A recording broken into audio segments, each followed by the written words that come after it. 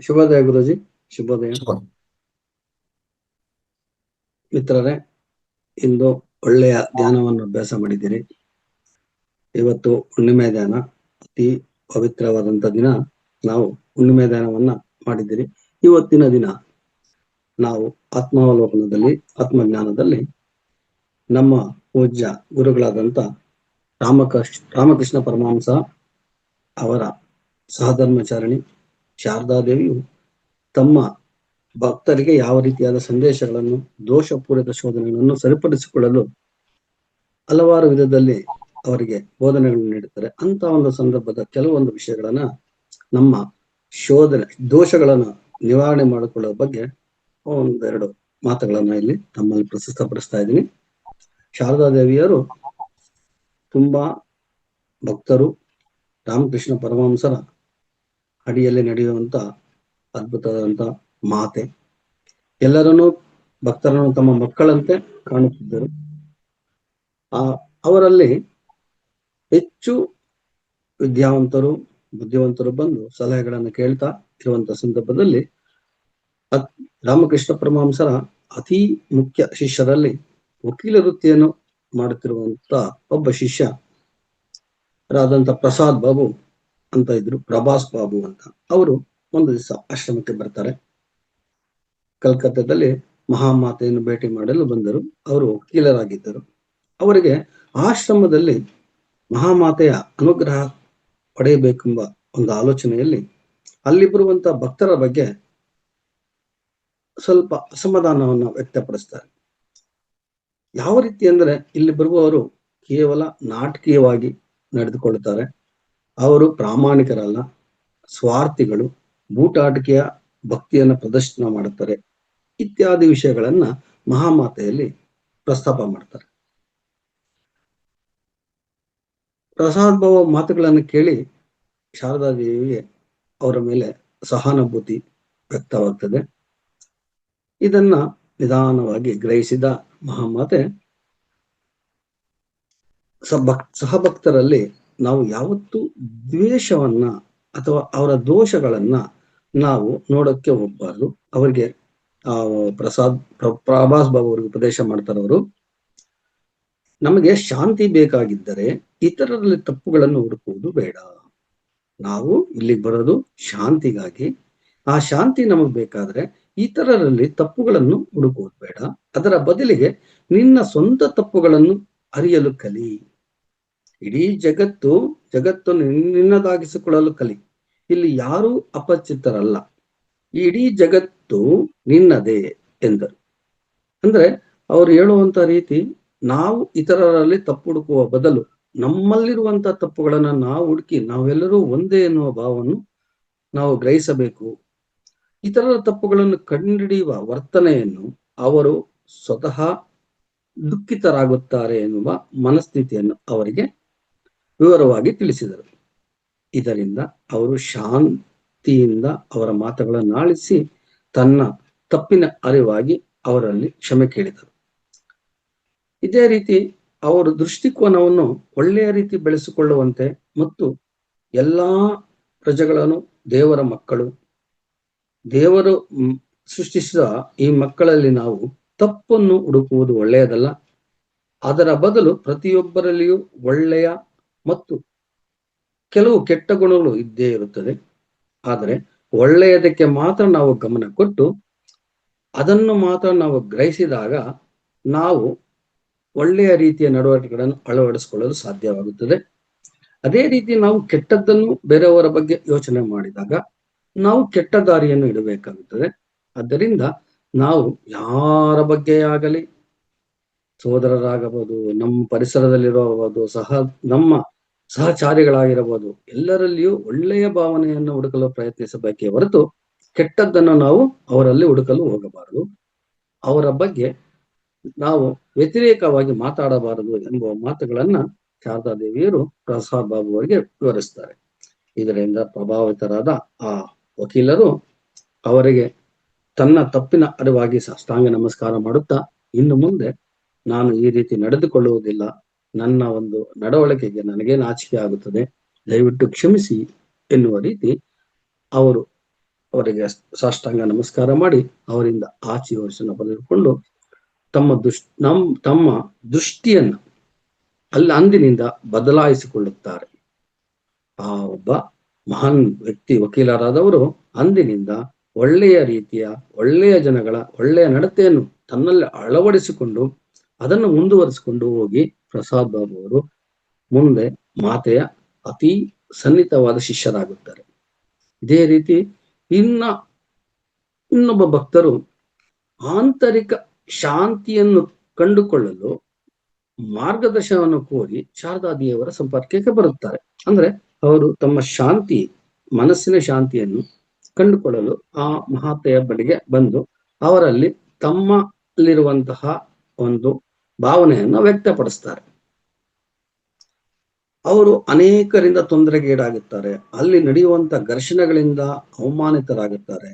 ತಮ್ಮ ಮನಸ್ಸಿಗೆ ಶಾಂತಿ ಇಲ್ಲದೆ ಪರಿತಪಿಸುವಂತ ಒಂದು ಸ್ಥಿತಿಯಲ್ಲಿ ಬಂದು ಮಾತೆಯನ್ನ ಕಾಣ್ತಾರೆ. ಮಾತೆಯಲ್ಲಿ ತಮ್ಮ ಬಗ್ಗೆ ಇರುವಂತ ಮತ್ತು ಜನರಲ್ಲಿರುವಂತ ಹತಾಶೆಯ ಬಗ್ಗೆ, ಜನರು ನಡೆದುಕೊಳ್ಳುವ ರೀತಿಯ ಬಗ್ಗೆ ಅಲ್ಲಿ ವಿವರಿಸಿ ಮಾತೆಯಲ್ಲಿ ಶರಣಾಗುತ್ತಾರೆ. ಮಾತೆಯು ಅವರನ್ನು ಗಮನಿಸಿ ಅವರ ಒಳಮುಖವಾಗಿ ತಿರುಗಿಸುವಂತೆ ಮತ್ತು ಇತರರು ಮಾಡುವ ಕಾರ್ಯಗಳು ಮತ್ತು ಅವುಗಳಿಂದ ಒಳಗಾಗುವ ಪ್ರತಿಕ್ರಿಯೆಗಳನ್ನು ಸೂಕ್ಷ್ಮವಾಗಿ ಗಮನಿಸುವಂತೆ ಅವನಿಗೆ ಮೃದುವಾಗಿ ಸಲಹೆ ಕೊಡುತ್ತಾರೆ. ಅಂದ್ರೆ ನೀನು ಬರೀ ಮೇಲ್ನೋಟಕ್ಕೆ ಅವರನ್ನ ಗಮನಿಸ್ತಾ ಇದೆಯ ಮಗು, ಆದ್ರೆ ಅವರನ್ನ ಅಂತರಾಳವಾಗಿ ನಿನ್ನ ಒಳಮುಖವಾಗಿ ನೀನು ಗಮನಿಸಿದಾಗ ನಿನಗೆ ಅದ್ಭುತವಾದಂತ ವಿಷಯಗಳು ನಿನ್ನಲ್ಲಿ ತಿಳಿಯುತ್ತದೆ. ಆದ್ರೆ ನೀನು ಯಾವುದೇ ರೀತಿಯಾದ ಮೇಲ್ಮುಖವಾಗಿ ಮೇಲೆ ನಡೆಸುವಂತ ಘರ್ಷಣೆಗಳನ್ನ ಗಮನಿಸಿದಾಗ ನಿನಗೆ ಯಾವುದೇ ರೀತಿಯಾದ ಒಳ್ಳೆಯ ಒಂದು ವಿಷಯ ಸಿಗೋದಿಲ್ಲ. ಅದರ ಬದಲು ಅವರ ಮನಸ್ಸಿನ ಅಂತರಾಳದಲ್ಲಾಗುವಂತಹ ವಿಧಿಗಳನ್ನ ಗಮನಿಸುವಂತ ಆ ಮಾತೆ ಅವರಿಗೆ ಮೃದುವಾಗಿ ಹೇಳ್ತಾರೆ. ಇದರಿಂದ ಮಾನವನ ಸ್ವಭಾವ ಆಳವಾದ ಒಳನೋಟಗಳನ್ನು ಹೊಂದಿದ್ದು ಶ್ರೀ ಶಾರದಾದೇವಿಯು ಆ ಭಕ್ತನಿಗೆ ಸ್ವಯಂ ಅರಿವು ಮತ್ತು ವೈಯಕ್ತಿಕ ಹೊಣೆಗಾರಿಕೆಯನ್ನು ಪ್ರಾಮುಖ್ಯತೆಯ ಬಗ್ಗೆ ಒತ್ತಿ ಹೇಳುತ್ತಾರೆ. ಮೇಲ್ನೋಟಕ್ಕೆ ನೋಡಿದ ತಕ್ಷಣ ಅವ್ರು ಕೆಟ್ಟವರು ಅಂತ ನಾವು ಡಿಸೈಡ್ ಮಾಡ್ಕೊಂಡು ಅವ್ರ ಮೇಲೆ ನಾವು ವಿರುದ್ಧವಾಗಿ ಹೋಗೋದನ್ನ ಬದಲು ಅವರಲ್ಲಿರುವಂತ ಮನಸ್ಸಿನ ಅಂತರಾಳದಲ್ಲಿರುವಂತ ಒಂದು ಮಮತೆ, ಪ್ರೀತಿ, ವಿಶ್ವಾಸವನ್ನ ನಾವು ಗಮನಿಸಬೇಕು. ತಕ್ಷಣ ಕೋಪ ಬಂದ ತಕ್ಷಣ ಏನ್ ಮಾಡ್ತೀವಿ, ನಾವು ರಿಯಾಕ್ಷನ್ ಆಗ್ತೀವಿ.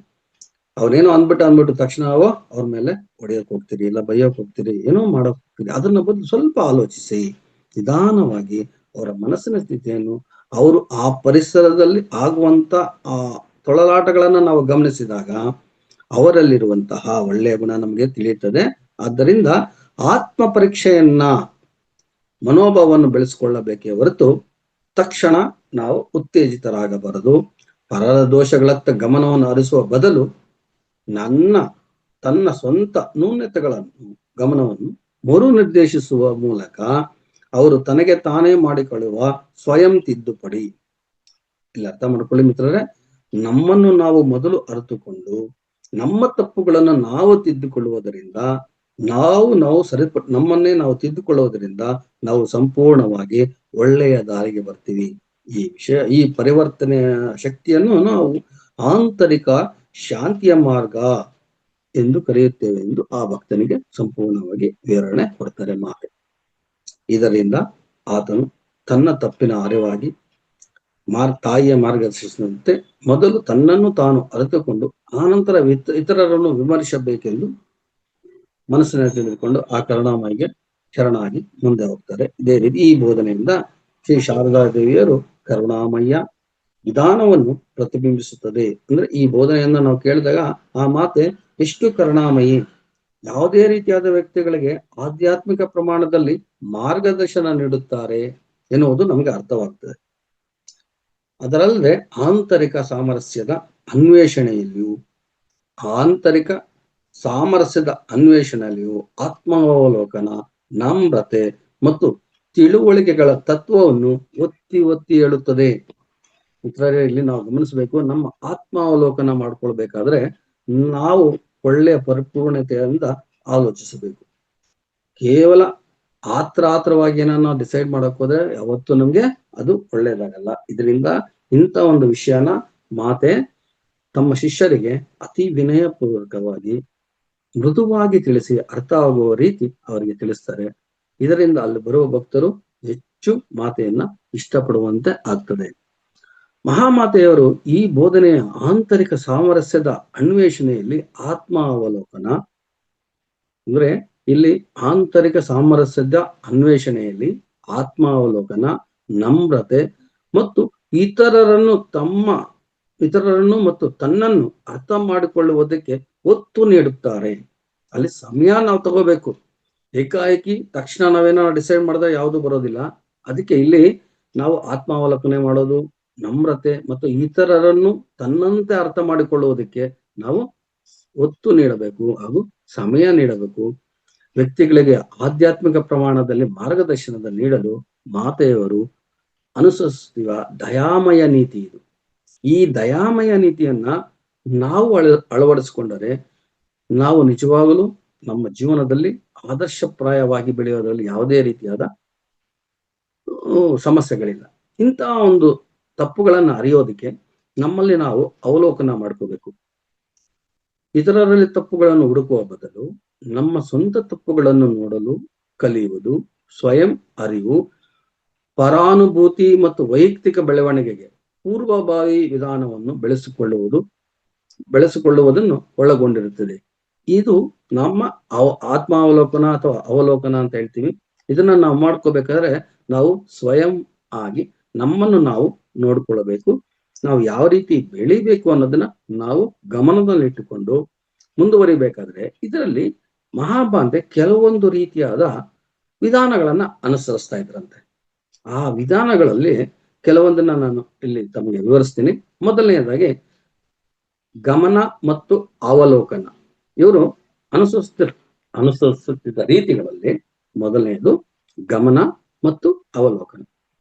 ಯಾವುದೇ ರೀತಿಯ ತಕ್ಷಣದ ತೀರ್ಪು ನೀಡದೆ ನಿಮ್ಮ ಆಲೋಚನೆಗಳು, ಭಾವನೆಗಳು ಮತ್ತು ಪ್ರತಿಕ್ರಿಯೆಗಳನ್ನು ವೀಕ್ಷಿಸಲು ಸಾವಧಾನವನ್ನು ಅಭಿವೃದ್ಧಿಪಡಿಸಿ ಇತರರಲ್ಲಿ ತಪ್ಪು ಹುಡುಕಲು ನಿಮ್ಮನ್ನು ಪ್ರಚೋದಿಸಬಹುದಾದ ಸಂದರ್ಭಗಳಲ್ಲಿ ಗಮನ ಕೊಡಬೇಕು.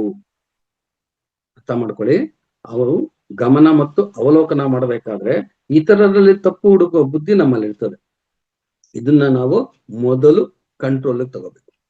ಆ ಪ್ರಚೋದನೆ ಮಾಡುವಂತ ಒಂದು ಶಕ್ತಿನ ನಮ್ಮಲ್ಲಿ ಹತೋಟಿಗೆ ತೆಗೆದುಕೊಂಡು ನಮ್ಮಲ್ಲಿ ಆಗುವ ಒಂದು ಪ್ರತಿಕ್ರಿಯೆಯನ್ನ ಗಮನಿಸ್ತಾ ಇದ್ರೆ ನಾವು ಇತರರಲ್ಲಿ ತಪ್ಪು ಹುಡುಕೋದಕ್ಕೆ ಹೋಗೋದಿಲ್ಲ. ಎರಡನೇದು ಆತ್ಮಾವಲೋಕನ. ನಿಯಮಿತವಾಗಿ ಆತ್ಮಾವಲೋಕನದಲ್ಲಿ ತೊಡಗಿಸಿಕೊಳ್ಳಿ. ವಿಭಿನ್ನ ಸನ್ನಿವೇಶಗಳಿಗೆ ನಿಮ್ಮ ಸ್ವಂತ ನಡವಳಿಕೆ, ವರ್ತನೆಗಳು ಮತ್ತು ಪ್ರತಿಕ್ರಿಯೆಗಳ ಬಗ್ಗೆ ಆತ್ಮಾವಲೋಕನ ಮಾಡಿಕೊಳ್ಳಲು ಸಮಯವನ್ನು ತೆಗೆದುಕೊಳ್ಳಬೇಕು. ಇಲ್ಲಿ ನಾವು ಆತ್ಮಾವಲೋಕನ ಮಾಡ್ಕೋಬೇಕಾದ್ರೆ ಆಯ್ತು, ನನ್ಗೆ ಒಳ್ಳೆ ಬುದ್ಧಿ ಬಂದಿದೆ, ನನಗೇನ್ ತೊಂದರೆ ಇಲ್ಲ, ನಾನೆಲ್ಲ ಡಿಸೈಡ್ ಮಾಡ್ಬಿಡ್ತೀನಿ ಅಂತ ತಕ್ಷಣ ನಾವೇನ ಹೋದ್ರೆ ನಾವು ನಿಜವಾಗ್ಲೂ ಮೂರ್ಖರಾಗ್ತೀವಿ. ಯಾವುದೇ ರೀತಿಯಾದ ಆತ್ಮದಿಂದ ತಗೊಳ್ಳುವ ನಿರ್ಧಾರ ಒಳ್ಳೆಯದಲ್ಲ. ಅದನ್ನ ನಾವು ಸಂಪೂರ್ಣವಾಗಿ ನಿಧಾನವಾಗಿ ಯೋಚಿಸಬೇಕು. ಮತ್ತೆ ನಾವು ನಡೆಯುವಂತ ನಡವಳಿಕೆ ಕೂಡ ನಮ್ಮ ಸ್ವಂತದ್ದೇ ಆಗ್ಲಿ, ನಾವು ಆಲೋಚಿಸಿ ಅದನ್ನ ವಿಮರ್ಶಿಸಿ ಆ ನಂತರ ನಾವು ಮುಂದುವರೆದ್ರೆ ಇಲ್ಲಿ ನಮ್ಗೆ ಒಳ್ಳೆಯ ರೀತಿಯಾದ ಆಲೋಚನೆಗಳು ಸಿಗ್ತದೆ. ಮತ್ತೆ ನಮ್ಮ ಆತ್ಮವನ್ನ ನಾವು ಒಳ್ಳೆಯ ರೀತಿಯಲ್ಲಿ ಮುಂದುವರಿಸಿಕೊಂಡು ಹೋಗಲು ಇಲ್ಲಿ ನಮ್ಗೆ ತಿಳ್ಕೋಬಹುದು. ಅದ ಬಿಟ್ಟು ಏಕಾಏಕಿ ಆತ್ಮಾವಲೋಕನೆ ಮಾಡಿದ್ರೆ ನಾವು ಮುಂದುವರಿತಾ ಇದ್ರೆ ನಾವು ಮಾಡೋದೆಲ್ಲ ತಪ್ಪುಗಳು ಅಲ್ಲಿ ನಮ್ಗೆ ಎತ್ತಿ ಕಾಣ್ತದೆ. ಮಹಾಮಾತೆ ಈ ಒಂದು ಆತ್ಮಾವಲೋಕನನ್ನ ಮಾಡಿಕೊಳ್ತಾ ಇದ್ರು. ಪ್ರತಿಯೊಬ್ರು ಯಾರೇ ಬರ್ಲಿ ತಕ್ಷಣ ಅವ್ರಿಗೆ ಯಾವುದೇ ರೀತಿಯಾದ ಒಂದು ಪರಿಹಾರ ಸೂಚನೆ ಕೊಡ್ತಾ ಇರ್ಲಿಲ್ಲ. ನಿಧಾನವಾಗಿ ಆಲೋಚಿಸಿ ಅವರಿಗೆ ಸಮಾಧಾನ ಹೇಳಿ ಆಮೇಲೆ ನಿನ್ನನ್ನ ನೀನೇ ಆತ್ಮಾವಲೋಕ ಮಾಡ್ಕೊಂಬೋದು ಅಂತ ಹೇಳಿ ತಿಳಿಸ್ತಾ ಇದ್ರು. ನೆಕ್ಸ್ಟ್ ಸಹಾನುಭೂತಿ ಮತ್ತು ತಿಳುವಳಿಕೆ. ಇಲ್ಲಿ ನೋಡಿ, ನಿಮ್ಮನ್ನು ಇತರರ ಸ್ಥಾನದಲ್ಲಿ ಇರಿಸಿ ಆಲೋಚಿಸುವುದರ ಮೂಲಕ ಸಹಾನುಭೂತಿಯನ್ನು ಬೆಳೆಸಿಕೊಳ್ಳಿ. ಅವರ ದೃಷ್ಟಿಕೋನಗಳು, ಸವಾಲುಗಳು ಮತ್ತು ಪ್ರೇರಣೆಗಳನ್ನು ಅರ್ಥ ಮಾಡಿಕೊಳ್ಳಲು ಪ್ರಯತ್ನಿಸಿ. ಈ ಕ್ರಮವನ್ನು ಟೀಕಿಸುವ ಅಥವಾ ದೋಷಗಳನ್ನು ಕಂಡುಹಿಡಿಯುವ ಪ್ರವೃತ್ತಿಯನ್ನು ಕಡಿಮೆ ಮಾಡಲು ಸಹಾಯ ಮಾಡುತ್ತದೆ. ಇಲ್ಲಿ ಸಹಾನುಭೂತಿ ಅಂದ್ರೆ ಬೇರೆಯವ್ರ ಬಗ್ಗೆ ನಾವು ಕೆಟ್ಟದಾಗಿ ಯೋಚನೆ ಮಾಡ್ತಾ ಇರ್ತೀವಿ. ಅವನ್ಗೇನು ಅಂತ, ಅವನು ಯಾವ್ದೋ ರೀತಿಯಲ್ಲಿ ಇದ್ದಾನೆ, ಅವನಿಗೇನ್ ತೊಂದರೆ ಏನು ಬಿಡು ಅಂತ ಯೋಚನೆ ಮಾಡ್ತಾ ಇರ್ತೀವಿ. ಅಂತ ಯೋಚನೆ ಮಾಡೋದು ಅವನ ಸ್ಥಾನದಲ್ಲಿ ನಾವು ನಿಂತು ಅವನ ಬಗ್ಗೆ ಯೋಚನೆ ಮಾಡಿದಾಗ ಅವನು ಯಾವ ಪೊಸಿಷನ್ ಅಲ್ಲಿ ಇದ್ದಾನೆ, ಏನು ಮಾಡ್ತಾ ಇದ್ದಾನೆ ಅನ್ನೋದನ್ನ ನಮ್ಗೆ ತಿಳಿಯುತ್ತೆ.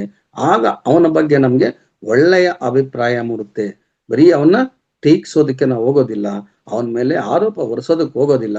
ಅವನ ಬಗ್ಗೆ ನಮ್ಗೆ ಒಳ್ಳೆಯ ಸಹಾನುಭೂತಿ ವ್ಯಕ್ತಪಡಿಸೋಕ್ಕೆ ಅವಕಾಶ ಸಿಗ್ತದೆ. ಜೊತೆಗೆ ಅವನನ್ನು ಸಂಪೂರ್ಣವಾಗಿ ನಾವು ಅರ್ಥ ಮಾಡಿಕೊಂಡು ಅವನಿಗೆ ಒಳ್ಳೆಯ ಉಪದೇಶ ಕೊಡುವಂತ ಸಮಯನು ಬರ್ತದೆ. ಇದು ಸಹಾನುಭೂತಿ ಮತ್ತು ತಿಳುವಳಿಕೆಯನ್ನು ನಾವು ಬೆಳೆಸ್ಕೋಬೇಕು. ಮುಂದೆ ಅಪೂರ್ಣತೆಯ ಸ್ವೀಕಾರ. ನಿಮ್ಮನ್ನು ಒಳಗೊಂಡಂತೆ ಎಲ್ಲರನ್ನೂ ಪರಿಪೂರ್ಣರು ಅಪರಿಪೂರ್ಣರು ಎಂದು ಒಪ್ಪಿಕೊಳ್ಳಿ. ತಪ್ಪುಗಳನ್ನು ಮಾಡುವುದು ಮಾನವನ ಒಂದು ಭಾಗವಾಗಿದೆ ಎಂಬ ಕಲ್ಪನೆಯನ್ನು ಅಳವಡಿಸಿಕೊಳ್ಳಿ. ಅಪೂರ್ಣತೆಯ ಸ್ವೀಕಾರವು ಇತರರನ್ನು ಅತಿಯಾಗಿ ಟೀಕಿಸುವ ಪ್ರವೃತ್ತಿಯನ್ನು ಕಡಿಮೆ ಮಾಡುತ್ತದೆ. ಅಂದ್ರೆ ನಾವೇ ಪೂರ್ಣರು, ನಾವೆಲ್ಲಾ ತಿಳ್ಕೊಂಡಿದೀವಿ, ನಮ್ಮನ್ನು ಬಿಟ್ರೆ ಬೇರೆ ಯಾರು ಇಲ್ಲ ಎನ್ನೋ ರೀತಿ ನಾವು ಆಲೋಚನೆ ಮಾಡ್ತಾ ಇರ್ತೀವಿ. ದಯವಿಟ್ಟು ಅದನ್ನ ಬಿಟ್ಬಿಡಿ. ಯಾಕಂದ್ರೆ ಮಾನವನ ಸಹಜವಾದ ಗುಣ ತಪ್ಪುಗಳು ಮಾಡೋದು. ಎಲ್ಲಾನು ನಾವು ಸಂಪೂರ್ಣವಾಗಿ ಒಳ್ಳೇದನ್ನೇ ಮಾಡ್ತೀವಿ, ಎಲ್ಲಾ ನಾವು ನಡ್ಕೊಳ್ಳೋ ರೀತಿ ಒಳ್ಳೇದೇ ಅಂತ ನಾವು ಮುಂದುವರಿಯೋದೇ ಸಾಧ್ಯನೇ ಇಲ್ಲ. ಅಂತ ವಿಷಯಕ್ಕೆ ಬಂದಾಗ ನಮ್ಮನ್ನ ನಾವು ತಿಳ್ಕೊಬೇಕಾದ್ರೆ ನಮ್ಮ ಅಪೂರ್ಣತೆ ಏನು ಅಂತ ನಾವು ಮೊದಲು ತಿಳ್ಕೊಂಡು ಆ ನಂತರ ನಾವು ಮುಂದುವರೆದ್ರೆ ಅದರಿಂದ ನಮ್ಮ ಮುಂದೆ ಇರೋ ವ್ಯಕ್ತಿ ಬಗ್ಗೆ ನಾವು ಸಂಪೂರ್ಣವಾಗಿ ತಿಳಿದುಕೊಳ್ತೀವಿ. ಮತ್ತೆ ನಾವು ಅವನ್ನ ಯಾವುದೇ ರೀತಿಯಾದ ಕೆಟ್ಟದ್ದಾಗಿ ಟೀಕಿಸೋದಕ್ಕೆ ಹೋಗೋದಿಲ್ಲ. ಇಲ್ಲಿ ಮುಖ್ಯವಾಗಿ ಇತರರನ್ನ ನಾವು ಟೀಕಿಸೋದು, ಅವ್ರೇನನ್ನ ಒಂದು ಮಾತಾಡಿದ ತಕ್ಷಣ ಅವನು ಹಿಂಗೆ ಈ ರೀತಿ ಬೆಳಿತಾನೆ ಅನ್ನೋದ್ರ ಬಗ್ಗೆ ಹೆಚ್ಚು ವಿವರಣೆ ಕೊಡ್ತಾ ಹೋಗ್ತೀರಿ. ಆದ್ರೆ ಇದು ನಾವು ಮಾಡುವಂತ ಮಹಾ ದೊಡ್ಡ ತಪ್ಪು. ಇದನ್ನ ನಾವು ತಿಳ್ಕೊಂಡ್ರೆ ನಾವು ಆ ರೀತಿ ತಪ್ಪಾಗಿ ನಡೆಯೋದಿಲ್ಲ. ಮುಂದೆ ರಚನಾತ್ಮಕ ಪ್ರತಿಕ್ರಿಯೆಯನ್ನು ಹುಡುಕಿ. ಅಂದ್ರೆ ಇಲ್ಲಿ ಸ್ನೇಹಿತರು, ಮಾರ್ಗದರ್ಶಕರು ಅಥವಾ ಕುಟುಂಬ ಸದಸ್ಯರು ಪ್ರಾಮಾಣಿಕ ಪ್ರತಿಕ್ರಿಯೆಯನ್ನು ನೀಡಲು ಪ್ರೋತ್ಸಾಹಿಸಿ. ರಚನಾತ್ಮಕ ಟೀಕೆಗಳು ನಿಮ್ಮ ಸ್ವಂತ ನಡವಳಿಕೆಗಳು ಮತ್ತು ಸುಧಾರಣೆಯ ಕ್ಷೇತ್ರಗಳ ಬಗ್ಗೆ ಮೌಲ್ಯಯುತವಾದ ಒಳನೋಟಗಳನ್ನು ಒದಗಿಸುವುದು. ಅರ್ಥ ಮಾಡ್ಕೊಳ್ಳಿ, ಇಲ್ಲಿ ರಚನಾತ್ಮಕ ಪ್ರತಿಕ್ರಿಯೆ ಅಂದ್ರೆ ಯಾವುದೇ ರೀತಿಯಾದ ಒಂದು ಮಾರ್ಗದರ್ಶನ ನಾವು ನೀಡಬೇಕಾದ್ರೆ ಅದನ್ನ ಸಂಪೂರ್ಣವಾಗಿ ಅವರ ಮನಸ್ಥಿತಿಯನ್ನು ಅರಿತುಕೋಬೇಕು. ಯಾರು ಅವರ ಒಡನಾಡಿಗಳು ಏನು ಮಾಡ್ತಾ ಇದ್ದಾರೆ ಅನ್ನೋದನ್ನ ನಾವು ತಿಳ್ಕೋಬೇಕು. ಏಕಾಏಕಿ ಒಬ್ಬರು ಬಂದ ತಕ್ಷಣ ಏನೋ ಒಂದು ಸಜೆಷನ್ ಕೇಳ್ತಾರೆ ಅಂದ ತಕ್ಷಣ ನಾವೇನೋ ಒಂದು ಉತ್ತರ ಕೊಟ್ಬಿಟ್ರೆ ಅದು ಒಳ್ಳೇದಾಗೋದಿಲ್ಲ. ನಾವು ಹೇಳ್ಬೇಕಾದಾಗ, ಪ್ರತಿಕ್ರಿಯೆ ಕೊಡಬೇಕಾದಾಗ, ಅವ್ರು ಕೇಳುವಂತ ಒಂದು ವಿಷಯಗಳ ಬಗ್ಗೆ ನಾವು ಪ್ರತಿಕ್ರಿಯೆ ನೀಡಬೇಕಾದ್ರೆ ಅವರನ್ನ ಸಂಪೂರ್ಣವಾಗಿ ಅವರ ಕುಟುಂಬಸ್ಥರನ್ನ, ಅವರ ಸ್ನೇಹಿತರನ್ನ ನಾವು ಮತ್ತೆ ಅವರ ಮನೋಭಾವಗಳನ್ನ ನಾವು ರಚನಾತ್ಮಕವಾಗಿ ಅರಿತುಕೊಂಡು ಆ ನಂತರ ನಮ್ಮ ಪ್ರತಿಕ್ರಿಯೆಯನ್ನ ನೀಡಿದ್ರೆ ಅದು ಉತ್ತಮವಾಗುತ್ತದೆ. ಇಲ್ಲ ಅಂದ್ರೆ ನಾವು ಹೇಳೋ ರೀತಿನೇ ಒಂದಾಗುತ್ತೆ, ಅವ್ರು ಅರ್ಥ ಮಾಡ್ಕೊಳ್ಳೋ ರೀತಿನೇ ಒಂದಾಗುತ್ತೆ. ಮತ್ತೆ ಅವರು ಅದರಿಂದ ಮುಂದುವರೆದಾಗ ಅದರಿಂದ ಆಗುವ ಅನಾಹುತಗಳು ತುಂಬಾ ಹೆಚ್ಚಾಗುತ್ತೆ. ಮನುಷ್ಯ ಯಾರನ್ನ ಒಬ್ಬ ಗುರುಗಳು ಏನೋ ಒಂದು ಸಂದೇಶ ನೀಡಿದಾರೆ, ಇದೇ ಒಳ್ಳೇದು ಅಂತ ಹೋಗ್ಬಿಟ್ಟು ಮುನ್ನುಗ್ಗಕ್ಕೆ ಹೋಗ್ತಾರೆ. ಅದನ್ನ ಯಾವ ರೀತಿಯಾಗಿ ಯೋಚನೆ ಮಾಡೋದಿಲ್ಲ. ಆ ಪ್ರತಿಕ್ರಿಯೆ ನೀಡಿದ್ದಾರೆ ಅಂತ ಗುರು ಮೇಲೆ ಇಟ್ಟಂತ ಒಂದು ನಂಬಿಕೆಯಿಂದ ಮುನ್ನುಗ್ಗಿದಾಗ ಅದರಲ್ಲಿ ಗುರು ನೀಡಿದಂತ ಉದ್ದೇಶದಲ್ಲಿ ಏನೋ ತಪ್ಪಿದ್ದಾಗ ಅದರಿಂದ ಆಗುವ ಅನಾಹುತಗಳು ತುಂಬಾ ದೊಡ್ಡದಾಗಿ ಆಗುತ್ತದೆ. ಅದರಿಂದ ನಾವು ಗುರುಗಳಾಗಿ ಅವರಿಗೆ ಒಳ್ಳೆಯ ರೀತಿಯನ್ನ ನಾವು ಸಂದೇಶ ನೀಡೋಣ. ಅದನ್ನ ಗುರು ಕಲಿಸ್ತಾ ಇದ್ದಾರೆ. ಅದೇ ರೀತಿ ಮಹಾಮಾತೆ ಅದನ್ನ ಆಲೋಚಿಸ್ತಾ ಇದ್ರು. ರಚನಾತ್ಮಕ ಪ್ರತಿಕ್ರಿಯೆಯನ್ನ ಹುಡುಕಿ ಅಂತ ಹೇಳ್ತಾ ಇದ್ರು. ನಂತರ ನಿರಂತರ ಕಲಿಕೆ. ಮಿತ್ರರೇ, ನಾವು ಯಾವಾಗಲೂ ಅಷ್ಟೇ ನಮ್ಮ ಸಮಯವನ್ನ ಕಲಿಕೆಗಾಗಿ ಉಪಯೋಗಿಸಬೇಕು ಅಂತ ಹೇಳ್ತಾರೆ. ನಿರಂತರ ಕಲಿಕೆಯ ಮನಸ್ಥಿತಿಯನ್ನು ಅಳವಡಿಸಿಕೊಳ್ಳಿ. ಕಷ್ಟಗಳಿಗಾಗಿ ಇತರರನ್ನು ದೂಷಿಸುವ ಬದಲು, ನಮ್ಗೆ ಕಷ್ಟ ಬಂದಿದೆ ಅನ್ಬಿಟ್ಟು ಇತರರನ್ನ ನಾವು ದ್ವೇಷ ಮಾಡೋದಕ್ಕಿಂತ ಮೊದಲು ನಾವು ನಿರಂತರವಾಗಿ ಕಲಿಕೆಯನ್ನು ಅಭ್ಯಾಸ ಮಾಡೋದು ಮತ್ತು ಸವಾಲುಗಳನ್ನು ವೈಯಕ್ತಿಕವಾಗಿ ಬೆಳವಣಿಗೆಗೆ ಅವಕಾಶಗಳನ್ನಾಗಿ ವೀಕ್ಷಿಸಿ ಪ್ರತಿಯೊಂದು ಅನುಭವದಿಂದ ಕಲಿಯಲು ಪ್ರಯತ್ನಿಸಿ. ಪ್ರತಿಯೊಂದನ್ನ ನಾವು ಅನುಭವದಿಂದ ಕಲಿಬೇಕೆ ಹೊರತು ಕೇವಲ ಹೇಳಿದ ಮಾತುಗಳಿಂದ ನಾವು ಪ್ರತಿಕ್ರಿಯೆ ನೀಡಕ್ ಹೋಗ್ಬಾರ್ದು. ನಾವು ಹೇಳಿದ ಮಾತುಗಳಿಂದ ಪ್ರತಿಕ್ರಿಯೆ ನೀಡಕ್ ಹೋದ್ರೆ ಅದರಲ್ಲಿ ಹೆಚ್ಚು ಅನಾಹುತಗಳೇ ಆಗುತ್ತೆ. ಯಾಕಂದ್ರೆ ಕೆಲವರೆಲ್ಲ ತಮ್ಮ ಸ್ವಾರ್ಥಕ್ಕಾಗಿ ಕೆಲವನ್ನ ಉಪಯೋಗಿಸ್ಕೊಳ್ಳಕ್ಕೆ ಪ್ರಯತ್ನ ಮಾಡ್ತಾರೆ. ಆದ್ದರಿಂದ ನಾವು ಯಾವುದೇ ರೀತಿಯಾದ ಪ್ರತಿಕ್ರಿಯೆಯನ್ನು ನೀಡಬೇಕಾದ್ರೆ ನಾವು ಸಂಪೂರ್ಣವಾಗಿ ಆ ವ್ಯಕ್ತಿಗಳಿಂದ ಬರುವಂತ ವಿಷಯಗಳನ್ನ ಸಂಪೂರ್ಣವಾಗಿ ಅರಿಯಬೇಕು ಮತ್ತು ನಾವು ನಿರಂತರವಾಗಿ ಒಳ್ಳೆಯ ಅಧ್ಯಯನ ಮಾಡಬೇಕು. ಹೆಚ್ಚು ಹೆಚ್ಚು ಹೆಚ್ಚು ಅಧ್ಯಯನ ಮಾಡಿದಷ್ಟು ನಮ್ಮ ಬುದ್ಧಿಶಕ್ತಿ ಹೆಚ್ಚಾಗ್ತಾ ಹೋಗುತ್ತೆ. ಎಷ್ಟು ಅಧ್ಯಯನ ನಾವು ಮಾಡಿದ್ರೆ ಅಷ್ಟು ವಿಧವಾದ ರೀತಿಯಲ್ಲಿ ಸಂಪೂರ್ಣವಾಗಿ ಜ್ಞಾನವನ್ನು ಪಡೆಯಲು ಒಂದು ಸಾಧ್ಯತೆ ಇರ್ತದೆ ಮಿತ್ರರೇ. ಆದ್ದರಿಂದ ಗುರುಗಳು ಪ್ರತಿಯೊಂದು ಸರಿ ಹೇಳ್ತಾರೆ, ಪತ್ರಿಜಿಯವರು ಹೇಳ್ತಾರೆ, ನಾನು 1,00,000 ಬುಕ್ ಓದಿದ್ದೀನಿ ಅಂತ. ಮತ್ತೆ ನಮ್ಮ ಗುರುಗಳು ಹೇಳ್ತಾರೆ, ಪ್ರತಿದಿನ ನಾನು ಓದ್ತಾ ಇರ್ತೀನಿ ಅಂತ. ಅದೇ ರೀತಿ ನಾವು ಅವ್ರ ಶಿಷ್ಯರಾಗಿ ಸಂಪೂರ್ಣವಾಗಿ ನಾವು ಅದೇ ರೀತಿ ಅಧ್ಯಯನ ಮಾಡೋದನ್ನ ಪ್ರಾರಂಭ ಮಾಡೋಣ. ಒಳ್ಳೊಳ್ಳೆ ಪುಸ್ತಕಗಳು ನಮ್ಗೆ ಲಭ್ಯ ಇದೆ, ಆನ್ಲೈನ್ ಅಲ್ಲಿ ಒಳ್ಳೊಳ್ಳೆ ಬುಕ್ಸ್ ಇದಾವೆ. ನಿರಂತರವಾಗಿ ನಾವು ಅಧ್ಯಯನ ಮಾಡೋದ್ರಿಂದ ತುಂಬಾ ಉಪಯುಕ್ತವಾದ ವಿಷಯಗಳನ್ನ ನಾವು ತಿಳಿತಾ ಬರ್ತೀರಿ ಮಿತ್ರರೇ. ಮತ್ತೆ ಮುಂದೆ ಅದೇ ರೀತಿ ಬರ್ತಾ ನಾವು ಕೃತಜ್ಞತೆಯನ್ನು ಅಭ್ಯಾಸ ಮಾಡಿಕೊಳ್ಳಿ. ಇಲ್ಲಿ ಇನ್ನೊಂದು ಮಾತು ಹೇಳ್ತಾರೆ ಅವರಿಗೆ, ಜೀವನದಲ್ಲಿ ನಿಮ್ಮ ಜೀವನದಲ್ಲಿ ಸಕಾರಾತ್ಮಕ ಅಂಶಗಳು ಮತ್ತು ಇತರರ ಸಕಾರಾತ್ಮಕ ಗುಣಗಳಿಗಾಗಿ ಕೃತಜ್ಞತೆಯ ಭಾವನೆಯನ್ನು ಬೆಳೆಸಿಕೊಳ್ಳಿ. ಧನಾತ್ಮಕವಾಗಿ ಗಮನವನ್ನು ಹರಿಸುವುದರಿಂದ ನಿಮ್ಮ ಮನಸ್ಥಿತಿಯನ್ನು ಪರರ ದ್ವೇಷ ಶೋಧನೆಯಿಂದ ದೂರವಾಗಬಹುದು. ಇಲ್ಲಿ ನಾವು ನಿಧಾನವಾಗಿ ಯೋಚಿಸಬೇಕು. ನಮ್ಮ ಮನಸ್ಸಿನಲ್ಲಿ ಪ್ರತಿಯೊಂದನ್ನು ಕೃತಜ್ಞತಾ ಭಾವದಿಂದ ಸಕಾರಾತ್ಮಕವಾದ ಗುಣಗಳನ್ನು ಅಳವಡಿಸಿಕೊಂಡು ಕೃತಜ್ಞತೆಯನ್ನ ಸಲ್ಲಿಸಬೇಕೇ ಹೊರತು ಅದರ ವಿರುದ್ಧವಾಗಿ ನಾವು ಮನಸ್ಥಿತಿಯನ್ನ ಬೆಳೆಸ್ಕೋಬಾರದು. ಯಾರೇ ಆಗ್ಲಿ ಪ್ರತಿಯೊಬ್ಬರು ಆ ದೇವರಿಂದ ಬಂದಂತ ಮಕ್ಕಳೇ. ಅವರು ಮಾಡುವಂತ ಪ್ರತಿಯೊಂದು ಕಾರ್ಯಕ್ಕೆ ಒಂದೊಂದು ರೀತಿ ನೀತಿಗಳಿರ್ತದೆ. ನಾವು ಗಮನಿಸುವ ರೀತಿ ಅವರಲ್ಲಿ ನಮಗೆ ನೀಡುವಂತ ಪ್ರತಿಯೊಂದು ಸಂದೇಶವನ್ನ ಕೃತಜ್ಞತಾ ಭಾವವಾಗಿ ನಾವು ಸ್ವೀಕರಿಸಬೇಕೇ ಹೊರತು ಅದನ್ನ ಬೇರೆ ರೀತಿಯಾಗಿ ನಾವು ತಗೋಬಾರ್ದು. ಮತ್ತೆ ಆ ವ್ಯಕ್ತಿಗಳ ಬಗ್ಗೆ ಆಗ್ಲಿ ಆ ವಿಷಯದ ಬಗ್ಗೆ ಆಗಿ ನಾವು ವಿರುದ್ಧವಾಗಿ ಯೋಚನೆ ಮಾಡಕ್ ಹೋಗ್ಬಾರ್ದು.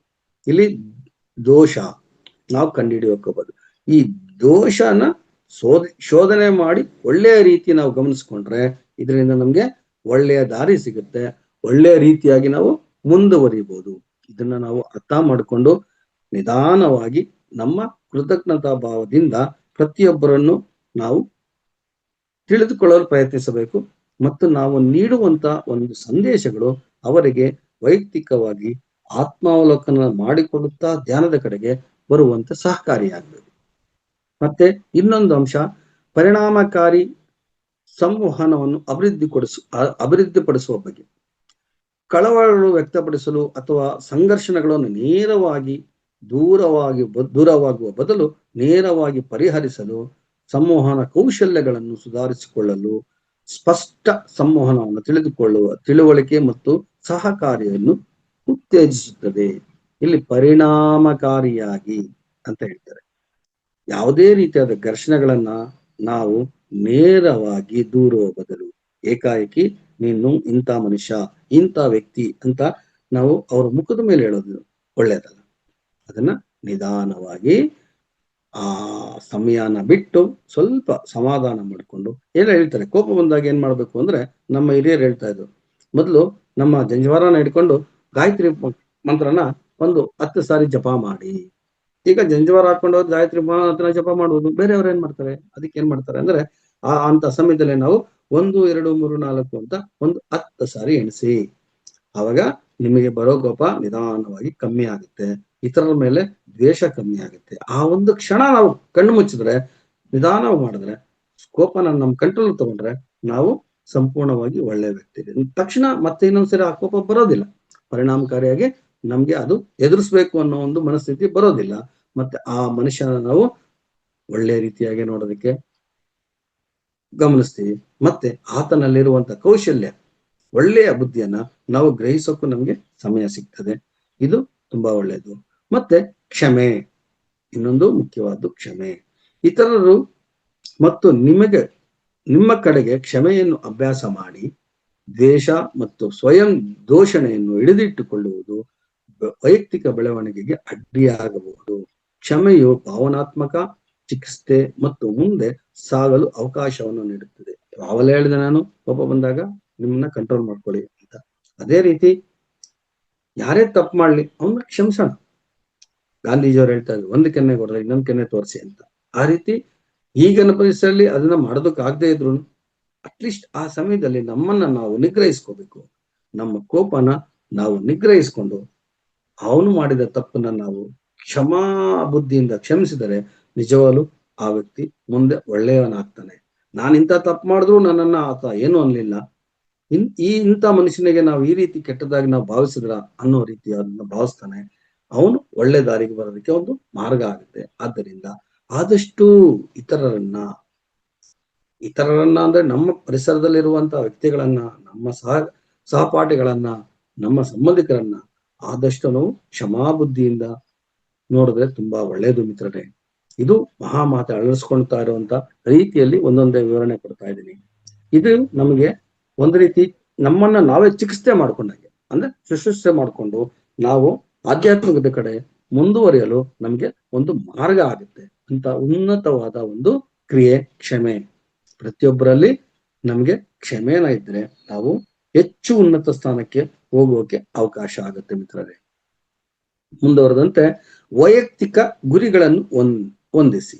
ಇಲ್ಲಿ ಸ್ವಯಂ ಸುಧಾರಣೆಗಾಗಿ ವಾಸ್ತವಿಕ ಮತ್ತು ಸಾಧಿಸಬಹುದಾದ ವೈಯಕ್ತಿಕ ಗುರಿಗಳನ್ನು ಸ್ಥಾಪಿಸಿ ಈ ಪೂರ್ವಭಾವಿ ವಿಧಾನವನ್ನು ಇತರರನ್ನು ಟೀಕಿಸುವುದರತ್ತ ಗಮನ ಹರಿಸುವ ಬದಲು ಉತ್ತಮ ವ್ಯಕ್ತಿಯಾಗಿ ಸಕ್ರಿಯವಾಗಿ ಕೆಲಸ ಮಾಡುವುದರತ್ತ ಗಮನವನ್ನು ಬದಲಾಯಿಸುತ್ತದೆ.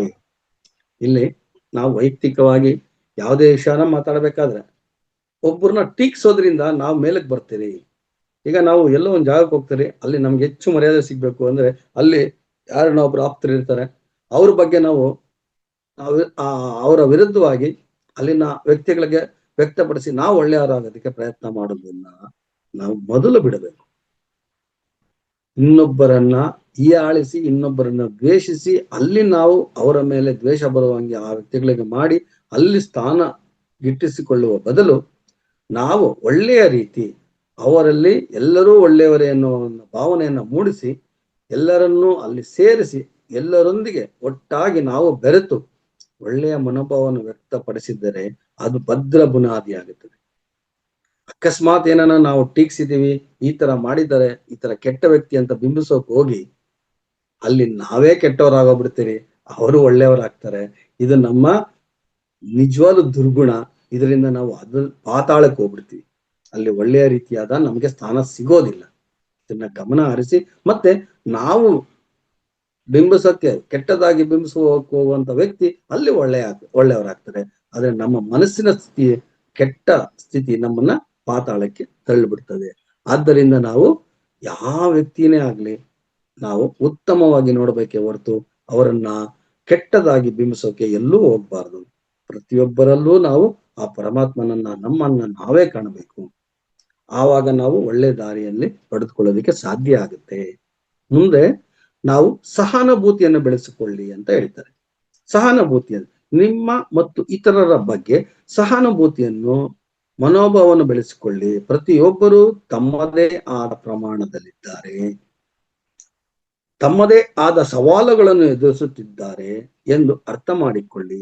ಸಹಾನುಭೂತಿ ಹೆಚ್ಚು ತಿಳುವಳಿಕೆ ಮತ್ತು ಕ್ಷಮಿಸುವ ದೃಷ್ಟಿಕೋನವನ್ನು ಉತ್ತೇಜಿಸುತ್ತದೆ.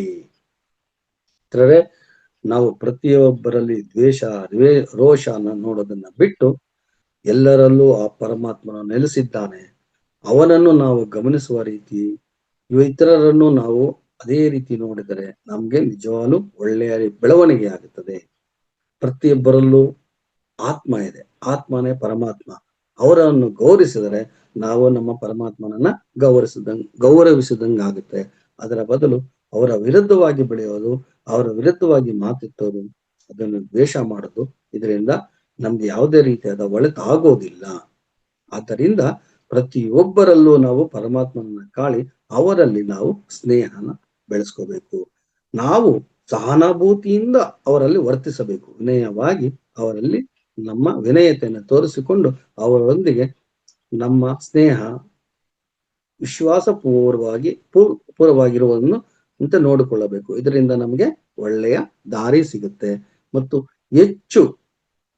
ಹೆಚ್ಚಾಗಿ ಎಲ್ಲಾ ವ್ಯಕ್ತಿಗಳನ್ನ ಕ್ಷಮಿಸುವಂತಹ ಒಂದು ಮನೋವೃತ್ತಿ ನಮ್ಮಲ್ಲಿ ಬೆಳೆಯುತ್ತೆ. ಈ ಒಂದು ಪ್ರವೃತ್ತಿ ಬೆಳೆದಾಗ ನಮ್ಗೆ ಸಂಪೂರ್ಣ ಆ ಭಗವಂತನೇ ಕಾಣಿಸ್ತಾನೆ. ಎಲ್ಲರನ್ನೂ ಕ್ಷಮಾದೃಷ್ಟಿಯಿಂದ ನಾವು ಬೆಳೆಯೋದ್ರಿಂದ ನಾವು ಹೆಚ್ಚು ಉನ್ನತ ಸ್ಥಾನಕ್ಕೆ ಹೋಗ್ತೀವಿ. ಮತ್ತೆ ನಮ್ಮ ಆತ್ಮ ಸಂತೃಪ್ತಿ ಆಗುತ್ತೆ, ಒಳ್ಳೆಯ ದಾರಿಯಲ್ಲಿ ಮುಂದಕ್ಕೆ ಹೋಗಕ್ಕೆ ಅನುಕೂಲ ಆಗುತ್ತೆ ಅಂತ ಅವರು ತಿಳಿಸ್ತಾರೆ. ಅದೇ ರೀತಿ ಮತ್ತೆ ಇನ್ನೊಂದು, ಮಾದರಿ ವ್ಯಕ್ತಿಗಳಿಂದ ಕಲಿಯಿರಿ.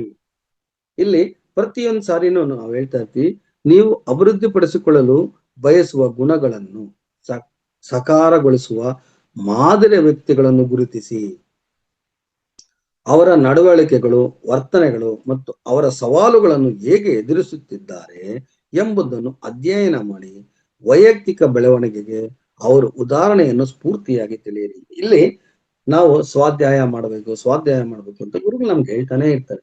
ಈ ಸ್ವಾಧ್ಯಾಯದ ಬಗ್ಗೆ ನಮ್ಗೆ ಏನ್ ಬರ್ತದೆ, ಏನ್ ತಿಳ್ಕೊಂತೀವಿ ಅಂದ್ರೆ, ಮಹಾನ್ ವ್ಯಕ್ತಿಗಳು ಯಾವ ರೀತಿ ನಡ್ಕೊಂಡಿದ್ದಾರೆ, ಅವರು ನಡೆದು ಬಂದುವ ದಾರಿ ಎಂತದ್ದು, ಅವ್ರು ಎಷ್ಟು ಕಷ್ಟಗಳನ್ನ ಅನುಭವಿಸಿ ಮತ್ತೆ ನಾವು ಎಂತ ಉನ್ನತ ಮಟ್ಟಕ್ಕೆ ಸೇರಿದ್ದಾರೆ ಅನ್ನೋದನ್ನ, ಅವರ ಜೀವನ ಚರಿತ್ರೆಯನ್ನ ವಿವರವಾಗಿ ತಿಳ್ಕೊಳ್ಳೋದ್ರಿಂದ ನಾವು ಅವರಂತೆ ನಡೆದುಕೊಳ್ಳುವಲು ಪ್ರಯತ್ನ ಮಾಡಿದಾಗ ನಮಗೆ ಅವರು ಮಾದರಿ ವ್ಯಕ್ತಿಗಳಾಗ್ತಾರೆ. ಮಾದರಿ ವ್ಯಕ್ತಿಗಳು ಅಂದ್ರೆ ನಾವು ಅವರು ನಡೆದು ಬಂದ ದಾರಿಯನ್ನ ಸಂಪೂರ್ಣವಾಗಿ ಅರಿತುಕೊಂಡು ಅದನ್ನ ನಾವು ಅಳವಡಿಸಿಕೊಂಡರ ಜೀವನದಲ್ಲಿ ನಾವು ನಿಜವಾಗ್ಲೂ ಉತ್ತಮವಾದ ಒಂದು ವ್ಯಕ್ತಿತ್ವವನ್ನ ಸಂಪಾದಿಸಿಕೊಂಡು ಒಳ್ಳೆಯ ವ್ಯಕ್ತಿಯಾಗಲು ನಮಗೆ ದಾರಿ ಸಿಗುತ್ತೆ. ಮಿತ್ರರೇ, ಇದರಿಂದಾನೇ ನಮಗೆ ಪ್ರತಿದಿನ ನಮ್ಮ ಗುರುಗಳು ಸ್ವಾಧ್ಯಾಯ ಮಾಡಿ ಉನ್ನತ ವ್ಯಕ್ತಿಗಳ ಬಗ್ಗೆ ತಿಳಿದುಕೊಳ್ಳಿ, ಪ್ರತಿಯೊಬ್ಬರನ್ನು ಅವರು ನಡೆದು ಬಂದ ದಾರಿ ಮತ್ತು ಅವರು ಪಟ್ಟಂತ ಕಷ್ಟ, ಆ ರೀತಿಯಿಂದ ಅವರು ಸಾಧಿಸಿದ ಒಂದು ಪ್ರಗತಿ ಏನು ಅಂತ ತಿಳಿದುಕೊಂಡು ಅವರ ಹಾದಿಯಲ್ಲಿ ನಾವು ನಡೀತಾ ಇದ್ರೆ ನಮ್ಗೆ ಉತ್ತಮವಾದಂತಹ ಒಂದು ಲೋಕ ಸಿಗೋದ್ರಲ್ಲಿ ಯಾವುದೇ ರೀತಿಯಾದ ಸಂಶಯವಿಲ್ಲ. ಈ ರೀತಿ ಹಂತವಾಗಿ ಮಹಾತಾಯಿ ಶಾರದಾ ಮಾತೆ ದೋಷ ಶೋಧನೆಯನ್ನ ಮಾಡೋದನ್ನ ಪ್ರತಿಯೊಬ್ಬರಿಗೂ ತಿಳಿಸ್ಕೊಡೋ ರೀತಿಯನ್ನ ಈ ಒಂದು 12 ಮಾದರಿಗಳನ್ನ ನಮಗೆ ಕೊಟ್ಟಿದ್ದಾರೆ. ಅಂದ್ರೆ ಇತರರಲ್ಲಿ ನಾವು ದೋಷ ಶೋಧನೆಯನ್ನ ಮಾಡಿ ಒಳ್ಳೆಯ ರೀತಿಯಲ್ಲಿ ಮುಂದುವರಿಯೋದಕ್ಕೆ ಈ ಸೂತ್ರಗಳನ್ನ ನಮ್ಗೆ ಮಹಾತಾಯಿ ಕೊಟ್ಟಿದ್ದಾರೆ. ಇದನ್ನ ನಾವು ಜೀವನದಲ್ಲಿ ಅಳವಡಿಸ್ಕೊಂಡ್ರೆ ಹಂತವಾಗಿ ಒಂದೇ ಸರಿ ಮಾಡೋದಕ್ಕಂತೂ ಆಗೋದಿಲ್ಲ, ನಿಧಾನವಾಗಿ ಹಂತವಾಗಿ ಕಾರ್ಯಗೊಳಿಸುವುದರಿಂದ ವ್ಯಕ್ತಿಗಳು ತಮ್ಮ ಮನಸ್ಥಿತಿಯನ್ನು ತಪ್ಪು ಶೋಧನೆಯಿಂದ ಸ್ವಯಂ ಅರಿವು ಮತ್ತು ವೈಯಕ್ತಿಕ ಅಭಿವೃದ್ಧಿಗೆ ಕ್ರಮೇಣ ಬದಲಾವಣೆ ಆಗ್ತಾರೆ.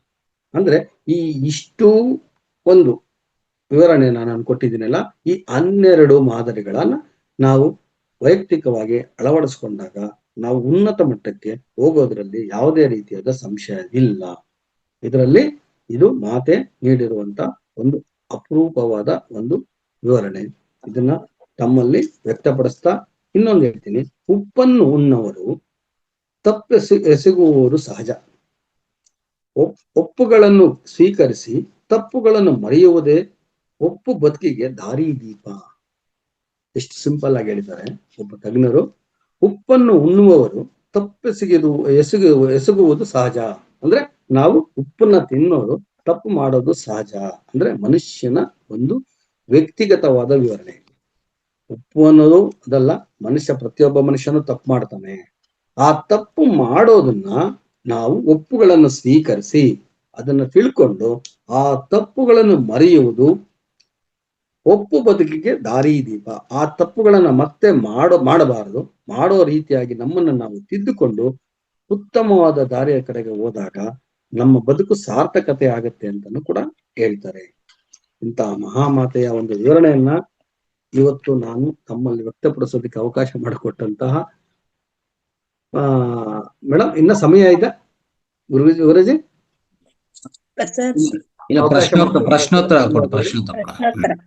ಓಕೆ, ಧನ್ಯವಾದಗಳು. ಏನಾದ್ರೂ ಇದರಲ್ಲಿ ಕ್ವಶನ್ ಕೇಳಂಗಿದ್ರೆ ಕೇಳ್ಬೋದು ಗುರುಜಿ. ಥ್ಯಾಂಕ್ ಯು ಗುರುಜಿ, ತಮ್ಮ ನನ್ಗೆ ಅವಕಾಶ ಮಾಡಿಕೊಟ್ಟದಕ್ಕೆ ಧನ್ಯವಾದಗಳು ಗುರುಜಿ. ಥ್ಯಾಂಕ್ ಯು, ಧನ್ಯವಾದ.